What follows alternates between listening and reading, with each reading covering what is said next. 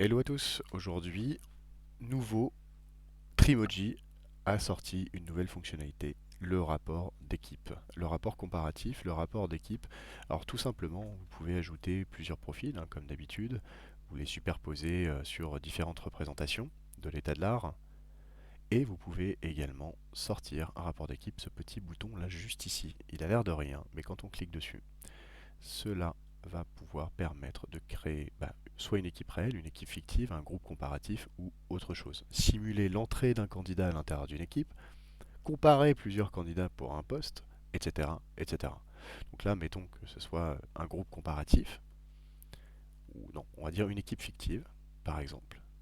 Je vais pouvoir indiquer le poste de chacune des personnes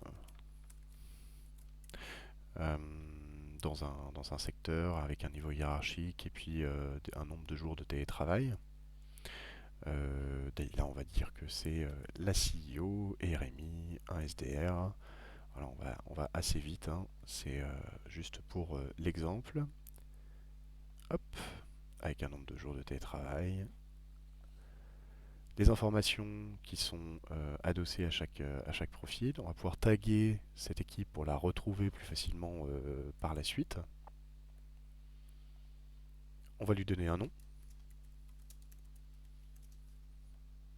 et on peut la sauvegarder.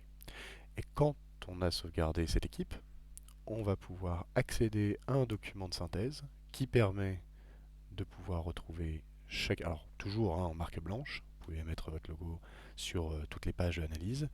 Là vous allez retrouver les informations administratives des personnes, une page pour chaque personnalité, un rapport comparatif en radar, la conversion sur le disque, sur le Big Five, la processcom et les relations également entre les personnes, la compatibilité relationnelle de chaque membre avec le reste de l'équipe et un détail des types de relations. Ici par exemple Mirage, superviseur, récepteur, et je vais pouvoir aller identifier voilà, la, la relation Mirage, et j'ai le détail de la relation Mirage. C'est un document qui permet de se mettre en confiance sur plusieurs profils, de simuler l'entrée d'un candidat, encore une fois, à l'intérieur d'une équipe déjà existante, de comparer plusieurs profils par rapport à un poste idéal. Mettons que dans une autre vidéo, on a vu comment créer un personi, un portrait robot candidat idéal. Donc si vous ne l'avez pas fait, je vous invite à aller voir cette vidéo.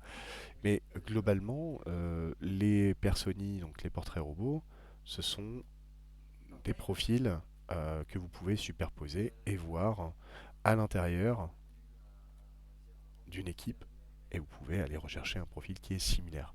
Vous pouvez également partir du personi.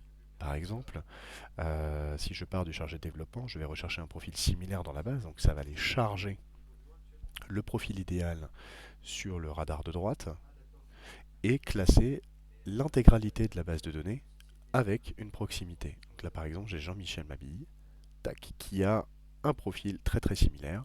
Je peux sortir de la même manière un groupe comparatif